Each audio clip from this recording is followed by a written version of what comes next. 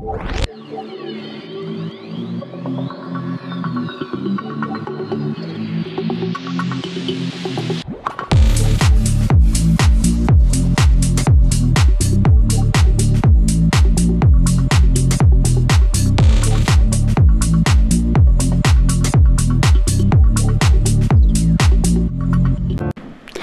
guys, welcome back again to our channel. So for today's vlog guys, yung updates po natin tungkol po dito kay Miss Mama Entrata.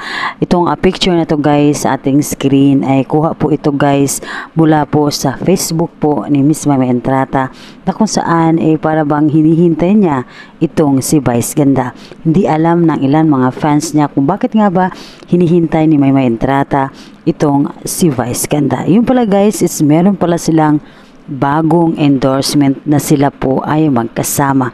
Ang napakalaking endorsement na to guys, malaking company po ito, gaya na lang ng McDonald's.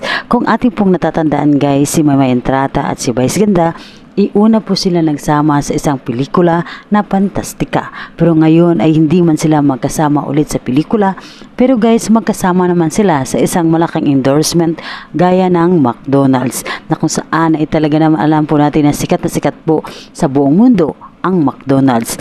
Ito guys is talaga naman hinihintay po ito ng ilan mga Miward fans na muli nga pong magbabalik si Maymay sa mundo ng showbiz.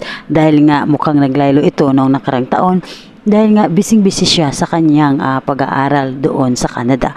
Pero ngayon guys, balik telebisyon na po ang ating Maymay at makikita na po natin siya sa ating mga telebisyon. At ito nga ang bagong umpisa na kanyang muli niyang pagbabalik. At dahil nga dito ay isang malaking company po ng McDonald's, ay kinuha po si Maymay ng mga endorsement. At isa na nga dito ang nakakasama niya, si Vice Ganda. Yun guys, hindi man natin pwedeng ipalabas dito sa ating video, sa ating channel ang buong video na to dahil alam po natin na bawal po yun. And mapapanood naman natin to guys sa ating mga television or dito guys sa ating YouTube. Pwede natin siyang mapanood na buong video po ng bagong commercial po na McDonald's ni Miss Mama Entrata at kasama niya ang kanyang Mimi Vice Ganda.